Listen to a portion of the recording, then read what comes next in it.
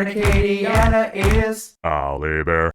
6:42. Welcome in for those just joining us. We're headed out to Franklin to check on Al. He's at the new Bayou Bend Health System, and from what he's shown us and what we can see, pretty incredible, Al.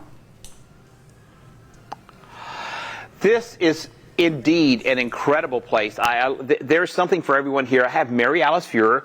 You run the Senior Behavioral Health Program. Yes. First of all, tell us what that's about. So it's a structured outpatient therapy that differs a little bit from traditional outpatient therapy in that it's more intense.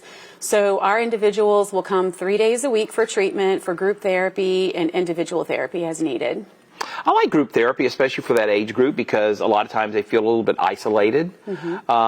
What kind of issues do seniors come to you with? So, as we all know, with aging comes a lot of changes in life, whether it's a transition to retirement, loss of a spouse, loss of independence, maybe a new medical diagnosis. So with that comes some symptoms and behavior changes, like depression, anger, irritability, negative thought patterns, loneliness.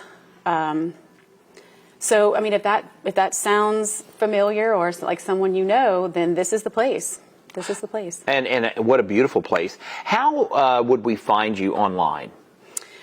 So we're still in the works with that, but if you can call the hospital and they will definitely put you in touch with us, and I'd love to answer any specific questions anyone has, or they can come by for a visit. And so the hospital would be Bayou Bend Health System, correct? Correct. And this is, of course, the Wellness Center at Bayou Bend.